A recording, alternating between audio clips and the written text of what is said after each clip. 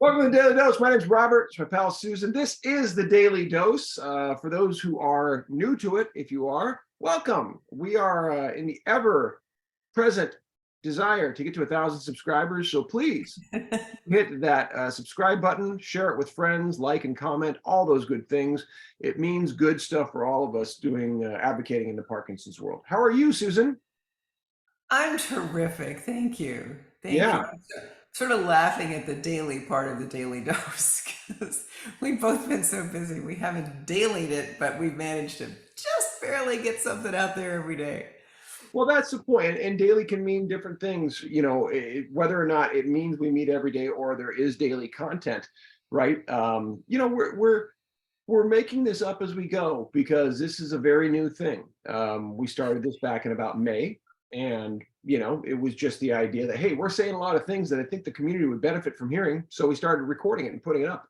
And sure enough, yeah, we've got quite a few followers, which is nice. And it's only going to grow as the influence grows. And now we're, doing presentations at conferences, and you're a recent DVS recipient. You've got a heck of a story to tell. My PhD is about completed. That'll be more. So we're here for you, Parkinson's community. That's what I'm saying. And Yes. I, Yeah. that's what I'm really passionate about right now is, the last 3.5 years have been a pressure cooker of figure this out without really hardly any guidance. And then what came out the other side through some nice, support for what I had discovered was this new thing. And when you go from looking really small to start stepping back and looking larger, and you go, it excites me because I hear from a lot of PhD students who they're done with the research, are like, yeah, I just don't want to talk about it now. I'm sick of it. I see the opposite in you. I mean, Oh, it's like it lit a fire you didn't really know was even, you know, having little embers going. It's like yeah. exploded. It's like you've either found a new part of yourself to play in or to get to know, or it's been there and it's only been a long time since you've tapped into it. I think it's both. I think you're right on both accounts.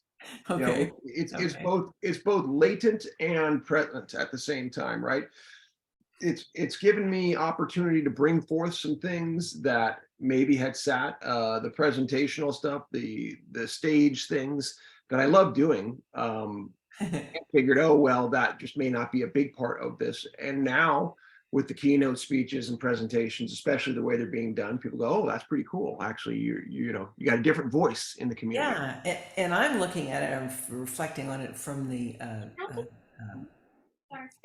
That was the uh, daily interruption. That's my daughter. hello, hello, hello. It's the daily interruption. Keep going. So I'm looking at it from the day one and the side. I'm looking at it from the teaching side, not so Right. much the presenting side.